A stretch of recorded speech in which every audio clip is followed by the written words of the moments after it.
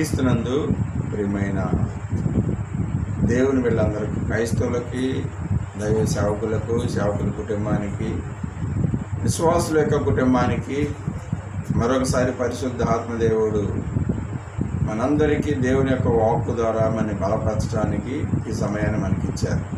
చిన్న ప్రార్థన చేసుకొని వాక్యంలోకి వెళ్దాం. స్తోత్రమయ్యా, నీ కొందనాలు, గొప్ప దేవుడవు, మహోన్నతుడవయ్యా. ఈ రాత్రికాల సమయమందు మరొకసారి యూట్యూబ్ ద్వారా నీ వర్తమానం వినటానికి మీరు మాకు సహాయం చేయండి.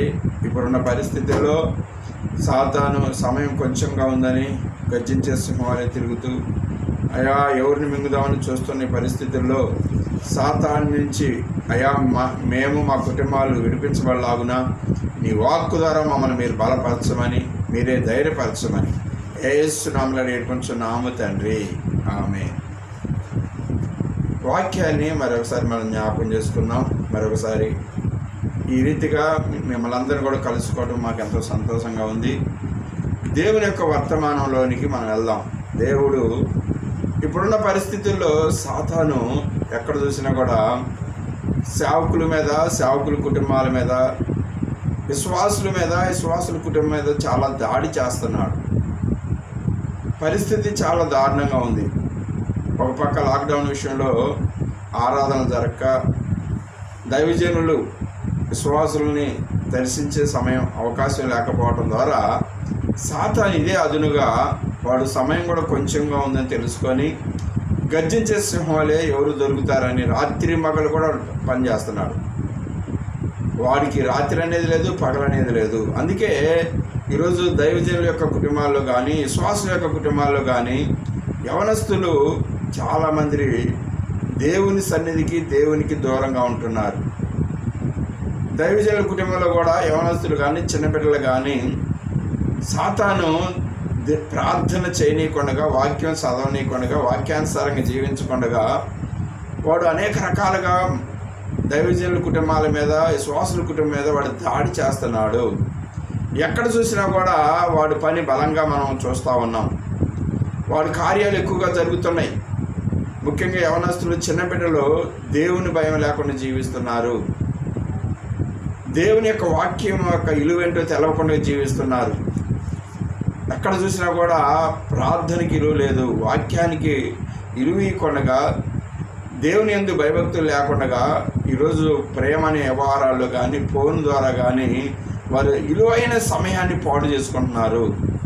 అమూల్యమైన సమయాన్ని పాడు చేసుకొని జ్ఞానుల వలె కాక అజ్ఞానులుగా ప్రవర్తిస్తున్నారు. కారణం ఏంటి? ఎందుకు ఇలా జరుగుతుంది? ప్రపంచ దేశాల్లో కానీ, భారతదేశంలో కానీ ఎక్కువగా మనం చూస్తున్నాం. మొన్న నేను ఒక గ్రామం వెళ్తే ఒక బాప్తిసం తీసుకొని బైబిల్ చదువుకుంటూ దేవుని సేవ కూడా చేయాలని తీర్మానం చేసుకున్న ఒక యవన స్త్రీ, వివాహం కూడా కాలేదు. ఆ స్త్రీ చివరికి సాతాను దాడిలో ఓడిపోయి ఆత్మహత్య చేసుకొని చనిపోవాల్సిన పరిస్థితి ఏర్పడింది. బావిలో దూకి చనిపోయింది. కనుక ఇలాంటి సంఘటనలు చాలా చూస్తున్నాం. బాప్తిజం తీసుకొని బైబిల్ చదువుకుంటూ ప్రార్థనలో ఉన్న వారిని కూడా సాతాను వాడు చాలా కుయుక్తిగా చివరికి అవకాశం చూసుకొని ఆత్మను కూడా చంపే పరిస్థితికి, నరకానికి ఈడ్చుకునే పరిస్థితి మనం చూస్తున్నాం. ఎందుకంటే బైబిల్ కూడా చదివిస్తుంది, ఏర్పరచుకున్న వారిని సహితం కూడా సాతాను మోసగిస్తున్నాడు. దేవుడు ఏర్పరచుకున్న వారిని కూడా సాతాను మోసగిస్తున్నాడు. దైవజనుల కుటుంబాల్లో, విశ్వాసుల కుటుంబంలో సాతాను బలంగా దాడి చేస్తున్నాడు. కారణం ఏంటి? మనం చూస్తున్న బైబిల్లో చూసినట్లయితే, బైబిల్లో 2 కొరింథీ 10:4 చదువుకున్నట్లయితే, 2 కొరింథీ 10:4 చదువుకున్నట్లయితే, మా యుద్ధోపకరములు శరీర సంబంధమైనవి కావు,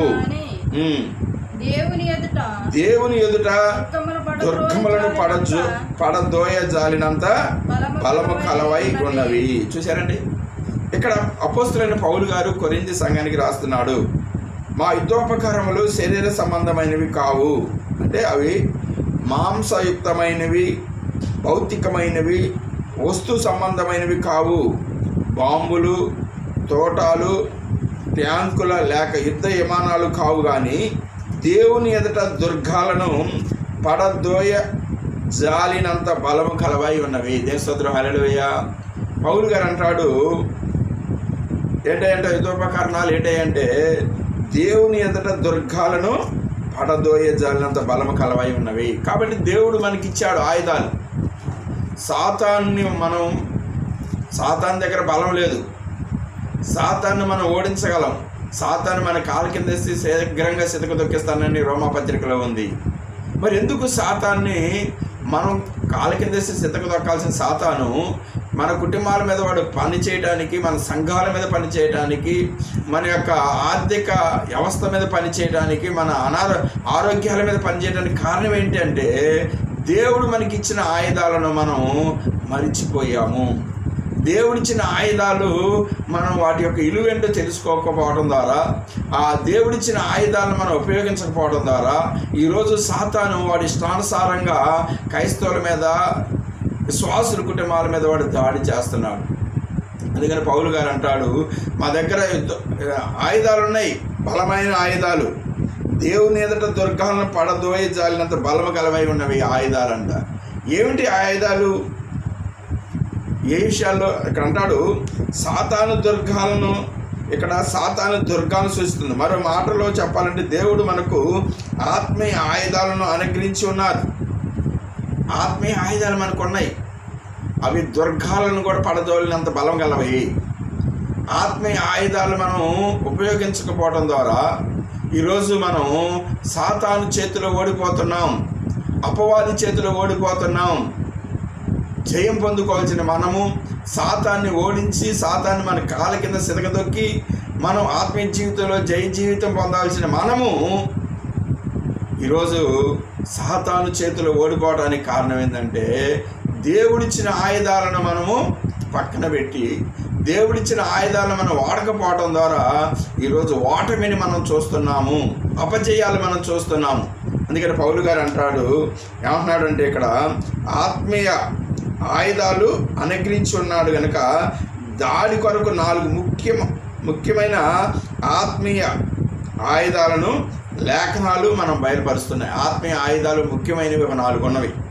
అవేంటిదంటే 1 ప్రార్థన, 2వది స్తుతి, 3వది బోధ, 4వది సాక్ష్యమిచ్చట.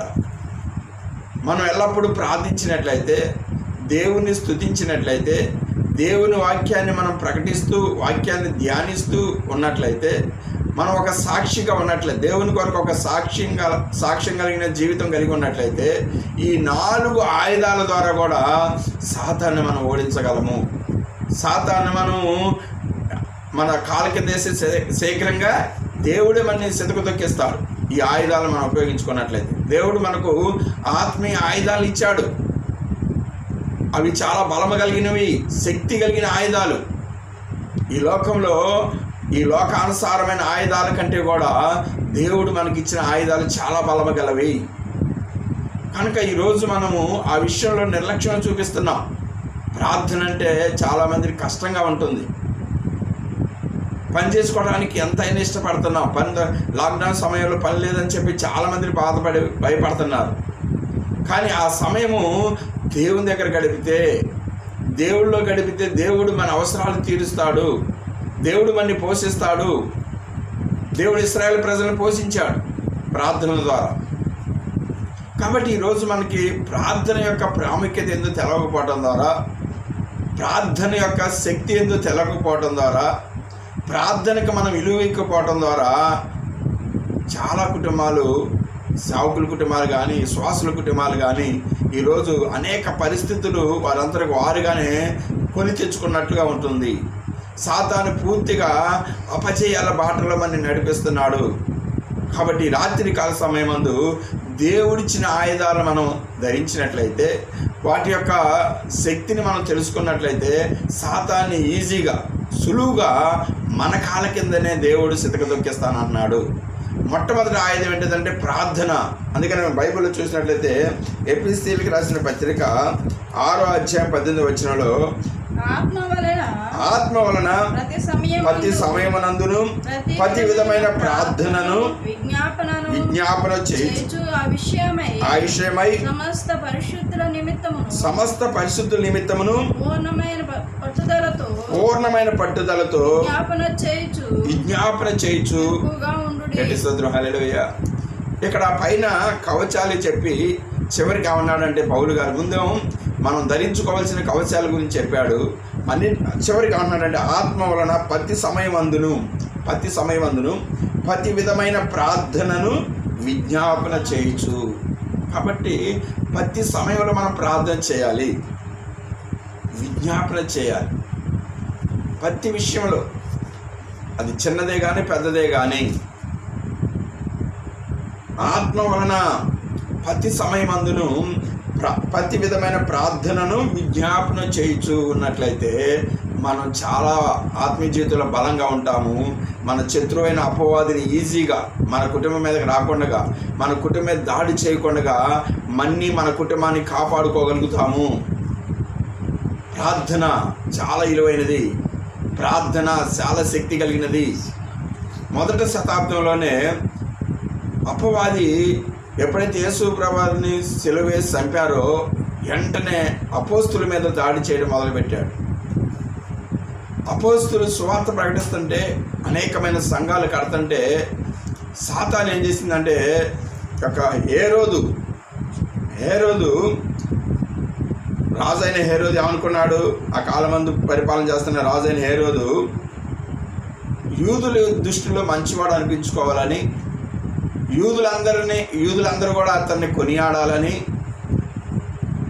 వారి విషయంలో వారి దగ్గర మంచితనాన్ని పొందుకోవడానికి, మంచి పేరుని పొందుకోవడానికి ఏం చేసిందంటే క్రైస్తవులను చంపాలని ఆలోచన కలిగి ఉన్నాడు.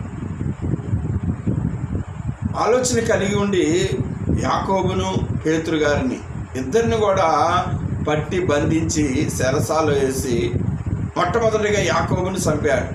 ఆ విషయం తెలిసిన వెంటనే యూదులందరూ కూడా ఎంతగానో సంతోషించారు.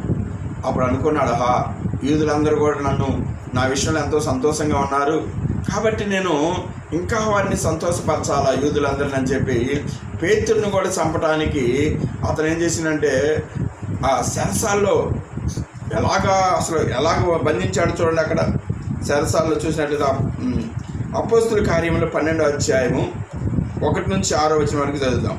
అపోస్తులు దాదాపు అదే కాలమందు రాజైన హేరోదు సంఘపు వారిలో కొందరిని బాధపెట్టుటకు బలాత్కారంగా పట్టుకొని యోహాను సహోదరుడైన యాకోబును ఖడ్గముతో చంపించెను. ఇది యూదులకు ఇష్టమైన కార్యమని తెలుసుకొని పేతురును కూడా పట్టుకొనిను. ఆ దినములు పులియల రొట్టెల పండగ దినములు. అతన్ని పట్టుకొని చెరసాలలో వేయించి పసకా పండగ అయిన పిమ్మట ప్రజల యొద్దకు అతని తేవాలని ఉద్దేశించి అతన్ని కావలి ఉండుటకు 4 చతుష్టాయముల సైనికులను అతనికి అప్పగించెను. చూసారా ఎంత పకడ్బందీగా యాకోబుని చంపాడు. అందులో పసకా పండుగ వచ్చింది. ఆ పండగ తర్వాత పేతురుని చంపాలి. ఈ లోపల అతను ఎక్కడ తప్పించుకోకుండా ఉండడానికి, అంటే అతడు ఎంత ప్రతిష్టంగా తీసుకున్నాడో చూడండి. చంపడం అనేది, పేతురుని బంధించి చెరసాల వేయటమే కాకుండా నలుగురు సైనికులు కలిసి ఒక్కొక్క సైన్యంలో 4 సైనికులు 4 గుంపులుగా చేసి రాత్రులు నిద్రపోతారు అని చెప్పి 4 కలిపి 4 గుంపులుగా చేసి వారిని ఎల్లప్పుడూ కూడా కాపలా పెట్టాడు. అతను మళ్ళా తలుపులన్నీ కూడా చాలా బంధించి చాలా పకడ్బందీగా ఏ మాత్రం కూడా తప్పించుకోవడానికి వీలు లేకుండా, అంటే ఆ బంధించిన విధానం చూసినట్లయితే అతని దృష్టిలో ఎంతగా ద్వేషం కలిగి ఉన్నాడో, చంపడానికి ఎంత పట్టుదల కలిగి ఉన్నాడో ఇక్కడ అర్థమవుతుంది. కానీ ఈ విషయం ఎప్పుడైతే యాకోబు గారిని చంపారో వెంటనే విశ్వాసులకు ఆ విషయం తెలిసిన తర్వాత, అయ్యో ఇప్పటికే యాకోబు గారిని మనం పోగొట్టుకున్నాము కాబట్టి పేతురు గారిని మనం పోగొట్టుకోవడానికి లేదు. పేతురు గారు మనం ఏమాత్రం కూడా పోగొట్టుకోవడానికి లేదని చెప్పి యాకోబు గారు చనిపోయిన వెంటనే విశ్వాసులో ఒక పట్టుదల వచ్చేసింది, విశ్వాసులో ఒక రోషం వచ్చేసింది. ఏ రీతిగానే సరే మనం పేతురు గారిని రక్షించుకోవాలని చెప్పి వారందరూ కూడా ఒక గదిలో కూడుకొని వాళ్ళు ఆసక్తితో ప్రార్థన చేస్తున్నారు, అత్యాసక్తితో ప్రార్థన చేస్తున్నారు. రాత్రి మగళ్ళు ఆ గదిలో కూర్చొని ప్రార్థన చేస్తూ ఉన్నారు. ఆ ప్రార్థన యొక్క విలువ ఏంటంటే వారు ఆ రీతిగా అత్యాసక్తితో ప్రార్థన చేయటం ద్వారా దేవుడు ఆశ్చర్యరీతిగా చాలా కట్టుదిట్టంగా సైనికులందరూ కూడా వారు చాలా సమయోచితంగా పేతురు గారిని బంధించి ఏ మాత్రం కూడా తప్పించుకోవడానికి లేనట్టుగా సంఖ్యలో కాళ్ళు చేతులు సంఖ్యలు వేసి సైనికులు రాత్రి మగళ్ళు కూడా అతన్ని కాపాడుతూ ఉన్నారు. ఆ సరసాల నుంచి బయటికి రావడం కూడా చాలా కష్టతరం. అలాంటి సమయంలో ఎప్పుడైతే సంఘం అయితే ప్రార్థన చేశారో వెంటనే దేవదూత దిగి వచ్చింది. నేను సోదరం హల్లెలూయా. దానియేలు ప్రార్థన చేస్తుండగానే దేవదూత దిగి వచ్చినట్లుగా ఇక్కడ సంఘం ప్రార్థన చేస్తుంటే పరలోకంలో ఉన్న దేవదూత దిగి వచ్చింది. మనకు తెలుసు దేవదూతలు మనకి పరిచర్య చేయడానికి దేవుడు నియమించాడు. మరి ఆ దేవదూతలు మనకి పరిచర్య చేయాలంటే మనకు వచ్చిన ఆపదల్లో కష్టాల్లో మనం ఆదుకోవాలంటే మన కుటుంబాన్ని యవనస్తుల్ని చెడు వ్యసనాలకు బానిస కాకుండా, ఫోన్లకు బానిస కాకుండా, ప్రేమ వ్యవహారంలో బానిసలు కాకుండా మన పిల్లల్ని మన యవనస్తుల్ని కాపాడాలంటే మన కుటుంబం ఎక్కడ యాక్సిడెంట్ జరగకుండా, ఆత్మహత్యలు చేసుకోకుండా దేవదూతలు మనకి పరిచర్య చేయాలంటే ప్రార్థన చాలా అవసరము. దేవసోదరం హల్లెలూయా. ఇక్కడ సంఘం ప్రార్థించడం ద్వారా దేవుడు ఆజ్ఞాపిస్తున్నాడు దేవదూతకి. ఆ దేవదూత వెంటనే ఎక్కడైతే పేతురు గారు ఉన్నారో అక్కడికి వచ్చేసి అతన్ని లేపి చెప్పులు వేసుకోమని, వస్త్రాలు కట్టుకోమని చెప్పి అతన్ని చేయబట్టుకొని ఆ సెరసాల్లోంచి బయటికి తీసుకొచ్చింది దేవదూత. అలా వస్తుంటే ఆ పేతురు గారు అనుకున్నాడు, నేను దర్శనం చూస్తున్నాను అనుకున్నాడు. కానీ సంఘ ప్రార్థన ద్వారా దేవదూత దిగి వచ్చి ఆశ్చర్యరీతిగా ఆ సెరసాల్లోంచి, ఆ సైనికుల చేతుల నుంచి, ఆ సంఖ్యల్లో నుంచి ఇడిపించి ఎవరైతే ప్రార్థన చేస్తున్నారో అక్కడికి తీసుకొచ్చారు పేతురు గారు. దేవసోదరు హల్లెలూయా. ఈ విషయం మనందరికీ తెలుసు. ప్రార్థన ద్వారా పేతురు గారు సరసాల్లోంచి ఇడిపించబడ్డాడని. ఇంకా తెలవని విషయం ఏంటంటే అదే ప్రార్థన ఆ హేరోదు ఇంకా ఆ ప్రాంతంలో లేకుండా, ఆ ఏరియాలో లేకుండా, ఇంకెవరిని చంపకుండా వెంటనే అక్కడ నుంచి ఏరే ప్రాంతానికి వెళ్ళటం జరిగింది. ఏరే ప్రాంతానికి ఎప్పుడైతే వెళ్ళాడో అక్కడ ప్రజలందరికీ ఆయన ఉపన్యాసం చెప్తుండగా అక్కడ వారందరూ కూడా ఇది నిజంగా దేవుని యొక్క స్వరమే, అంటే దేవదూత ఆయనలో ఉండి అలాగా స్వరము దేవుని యొక్క స్వరంగా మార్చింది. వెంటనే ఆ హేరోదు ఏం చేసిందంటే వాళ్ళందరూ కూడా నిజంగా నువ్వు దేవదూత వల్లే మాట్లాడుతున్నావు అంటే అతను ఏం చేసిండు, దేవుణ్ణి మహింపరచనందున వెంటనే దేవుడు అతన్ని మొత్తి అతను చంపడం జరిగింది. చూసారా, ప్రార్థన ద్వారా కేవలం పేతురు ఒక్కడే సెరసాల్లోంచి ఇడిపించబడటమే కాకుండా శత్రువు అయిన హేరోదు కూడా ఆ ప్రార్థన జీవితం వారు చేసిన ప్రార్థన బట్టి ఏ హేరోదు ఏ అపోస్తులైతే సేవకులైతే చంపాలనుకున్నాడో అతను భూమి మీద లేకుండా దేవుడు అతన్ని తీసేశాడు. దేవసోదరం హల్లెలూయా. శత్రువుని హతమార్చింది ప్రార్థన. పేతురుని విడిపించడమే కాదు, శత్రువు అయిన హేరోదును కూడా చంపడానికి ఆ ప్రార్థన ఉపయోగపడింది. కాబట్టి ఈరోజు మనం తెలుసుకోవాల్సిన విషయం ఏంటంటే మనం చేసే ప్రార్థన చాలా శక్తివంతమైనది. కేవలం మన సమస్యలు తొలగిపోవటమే కాదు, ఆ సమస్యలకు కారణమైన శత్రువును కూడా దేవుడు మన నుంచి దూరం చేస్తాడు. వాడి ఆలోచనలు, వాడి ఉద్దేశాలు, వాడి ప్రయత్నాలు అన్ని విషయంలో వాడు పూర్తిగా వాటమి పాలు కావడమే కాకుండా మరలా మన జోలికి రాకుండా శత్రువుని కూడా దేవుడు తొలగిస్తాడు. ప్రార్థనకి జవాబు ఇవ్వటమే కాదు, ఏ శత్రువు అయితే మన మీద దాడి చేయాలనుకున్నాడో, మన ఆర్థిక ఇబ్బందికి, మన కుటుంబ సమస్యలకు, కుటుంబ కలతలకు, అప్పులకు, మన పిల్లలు దేవుని మాట వినకపోవడానికి, మన మాట వినకపోవడానికి, పాపానికి బానిసలు కావడానికి ఏ శత్రువు అయితే కారణమో, ఏ అపవాది అయితే కారణమో వాడు కుయుతులు, వాడి తంత్రాలు, వాడి ఆలోచనలన్నింటిని కూడా లయపరుస్తాడు. మరలా మన జోలికి రాకుండా శత్రువుని లయపరిచి మన సమస్యలన్నింటిని గురించి విడిపిస్తాడు. అక్కడ సంఘం ప్రార్థించడం ద్వారా పేతురు గారు విడిపించబడటమే కాకుండా ఏ రోజు కూడా చనిపోవడం జరిగింది. కాబట్టి ఈ రాత్రి కాలము దేవుడిచ్చిన ఆయుధం ప్రార్థన. ప్రార్థన ద్వారా ఇంకెన్ని కార్యాలు జరిగినాయి మనకు తెలుసు. ఎగ్జాంపుల్గా ఒకటి చెప్పుకున్నాం. రెండోదిగా సమయం లేదు కనుక స్తుతి. రెండోది ఏంటంటే స్తుతి.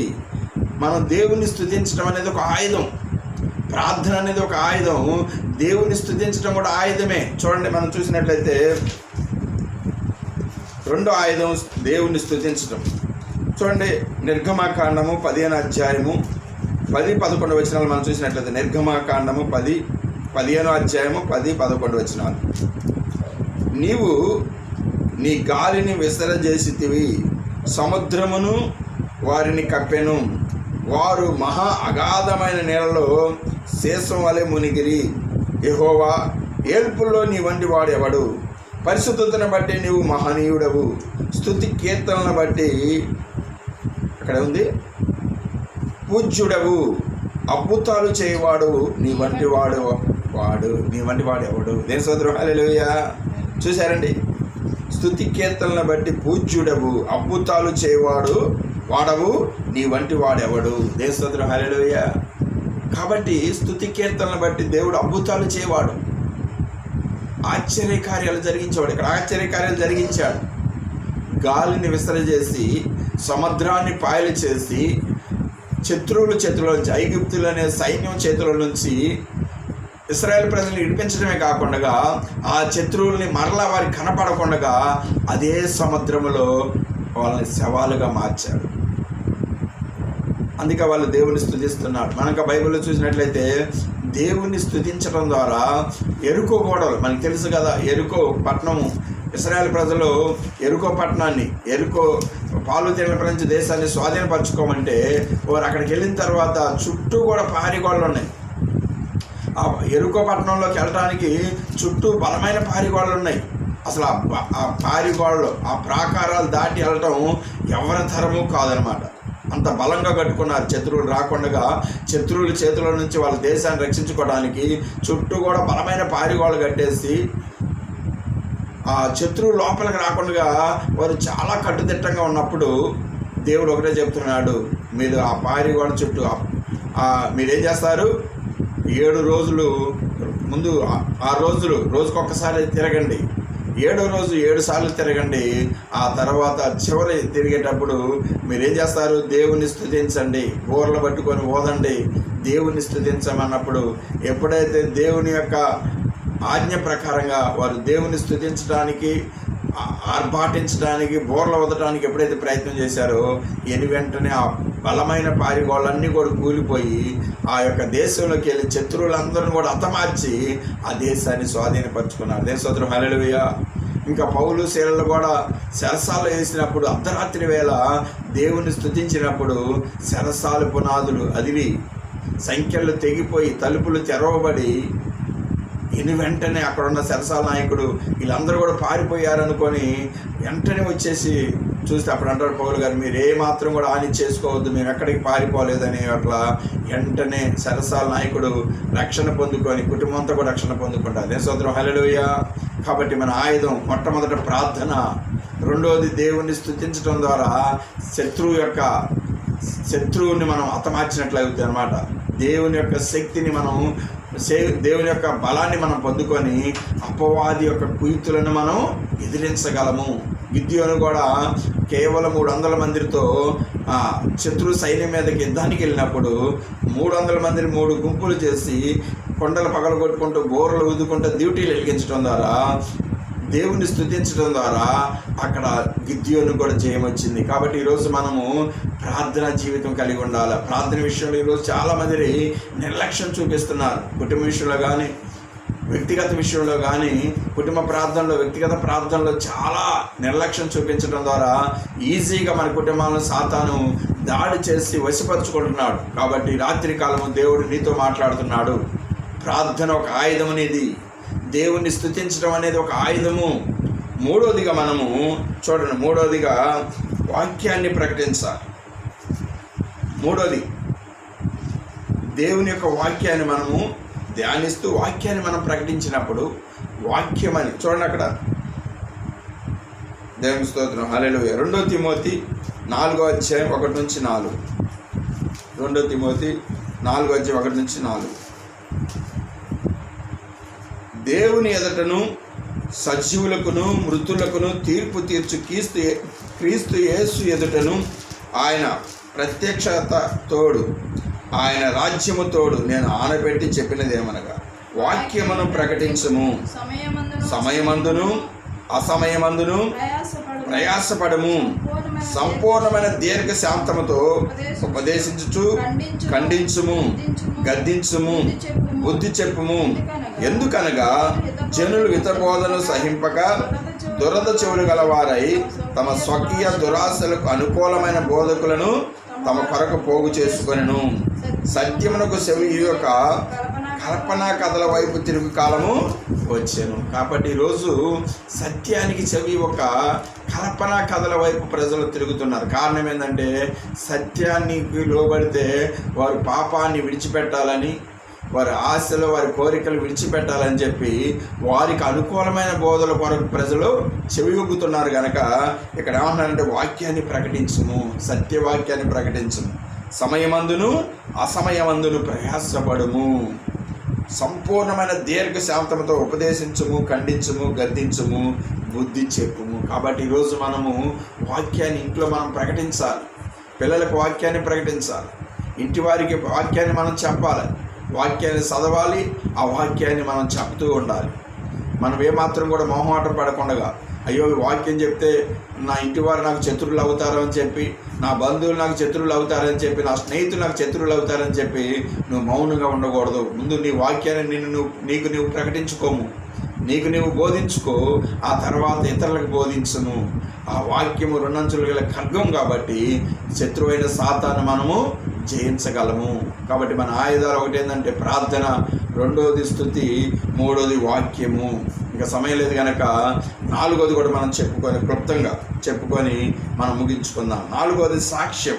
చూడండి, అపోస్తుల కార్యములు 1:8 చూసినట్లయితే, అపోస్తుల కార్యం 1:8, అయినను పరిశుద్ధాత్మ మీ మీదకి వచ్చినప్పుడు మీరు శక్తి నొందుదురు గనక మీరు యెరూషలేములోను యోదయ సమరయ దేశముల ఎందంతటను భూదిగంతముల వరకును నాకు సాక్షులై ఉందిరని వారితో చెప్పాను.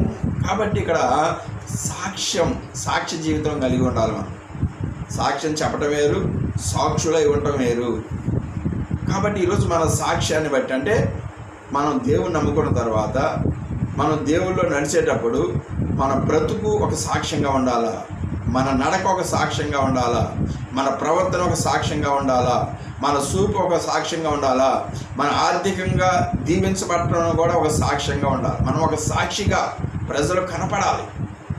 అప్పుడు శత్రువుని మనం ఓడించగలుగుతాము. మనం సరైన సాక్ష్యం లేకపోతే, మనం ఒక సాక్షిగా జీవించకపోతే శత్రువు మన మీద, మన కుటుంబాల మీద వాడు దాడి చేస్తాడు. కాబట్టి 4 ఆత్మీయ ఆయుధాలు. ఒకటేంటంటే ప్రార్థనా జీవితం కలిగి ఉండాలి. ప్రతి క్రైస్తవుడు, ప్రతి దైవజనుడు యొక్క పిల్లలందరూ కూడా ప్రార్థన చాలా ప్రాముఖ్యమైనది. 2వది దేవుని స్తుతిస్తూ ఉండాలి ఎల్లప్పుడూ. 3వదిగా ఏం కలిగి ఉండాలంటే వాక్యాన్ని మనం బోధించాలి, ప్రకటించాలి. మొహమాటం పడకుండా, రాజీ పడకుండా వాక్యాన్ని ఉన్నట్టుగా మనం ప్రకటించాలి. మనకి మనంగా బోధించుకోవాలి, ఇతరులకు మనం దేవుని వాక్యాన్ని ప్రకటించాలి, ఎక్కువ వాక్యాన్ని ధ్యానించాలి. 4వదిగా మనం ఒక సాక్ష్యం కలిగి ఉండాలి. ఒక సాక్షి, సరి అయిన సాక్ష్యంగా మనం జీవించాలి. మంచి సాక్ష్యంగా మనం ఉండాలి. మన ప్రవర్తన, మన క్రియలు, మన ఆలోచన, మన నడక, మన పడక, కూర్చుండట, లేచుట అన్నీ దేవుడు చూస్తున్నాడు. కనుక మనం ఒక సాక్షి జీవితం కలిగి ఉన్నట్లయితే మనల్ని చూసిన వాళ్ళు అనేకులు కూడా దేవుని వైపు తిరుగుతారు. మన మంచి సాక్ష్యాన్ని బట్టి సాతాను మన కుటుంబానికి కానీ మన సంఘానికి కానీ ఏమాత్రం కూడా హాని చేయలేడు. కాబట్టి ఈ 4 ఆయుధాలు కలిగి మనం ఉన్నట్లయితే శత్రువైన సాతాను మనం జయించగలుగుతాము.